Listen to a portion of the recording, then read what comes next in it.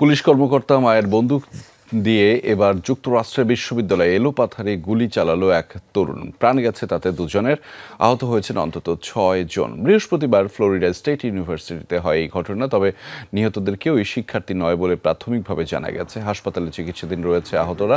ঘটনাস্থল থেকে আটক করা হয়েছে ২০ বছর বয়সী অস্ত্রধারী ওই বিশ্ববিদ্যালয়টির শিক্ষার্থী ফিনিক্স ইকনারকে। এর আগে তাকে গুলি করে নিরাপত্তা কর্মীর সদস্যরা।